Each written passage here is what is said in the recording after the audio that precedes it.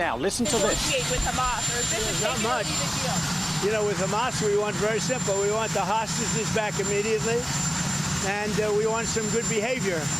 And, you know, it's pretty simple. You don't get simpler.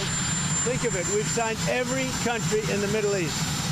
This is like an impossible thing. It's never been done before. President Trump telling reporters earlier this week what the U.S. needed from Hamas to get to an agreement on the Gaza peace plan. This could be the latest, of course, in a long list of peace through strength deals that Trump has made. As you can see there, he doesn't get credit for it, but there you have the list. And for more on this breaking news, I want to welcome in U.S. Army Special Forces veteran and chief strategist for the Middle East Forum, Jim Hanson. All right, Jim, let's go back to the beginning here.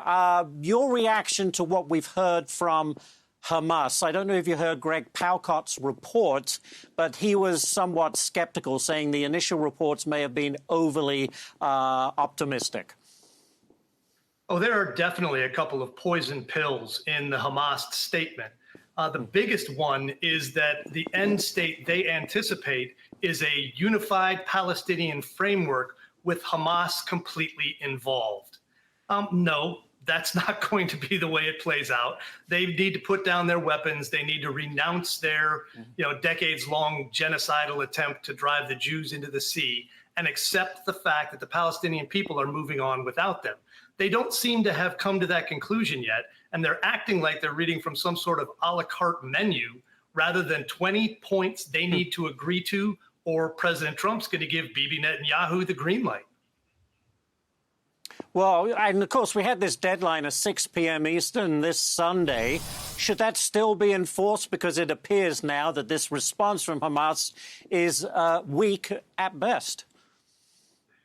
I think the deadline will still be in place. I don't think it's a shock either that there was a drug boat coming from Venezuela that was turned into flotsam on the surface of the Caribbean right about this time. It was a reminder to Hamas that the end state could be rubble doesn't make trouble if they don't go ahead and start acting seriously.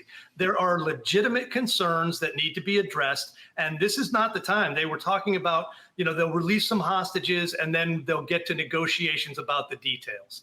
Sorry, no, you guys are not going to negotiate about the details. You're going to surrender. I mentioned this earlier, Jim, but there is reportedly this split within Hamas. You have the negotiators in Qatar, but you have the military arm back in Gaza. There's difficult communications between the two. But the bottom line is Israel and others who support this 20-point plan say you're going to have to drop your arms, your weapons, destroy them, and then pursue a peaceful future. I have a really hard time believing that Hamas would do that. What say you? I have a hard time believing it as well. The split you were talking about is a real thing, and it's problematic for them. There's a third element that's starting to happen. The people in the Palestinian territories and in Gaza have had enough, and they've started to kill Hamas operatives. There are other tribes and other things involved, so there's no easy path out except surrender. Do you think we can come to some sort of agreement in the near future, whatever that length of time is? Are you confident, or is this going to drag on?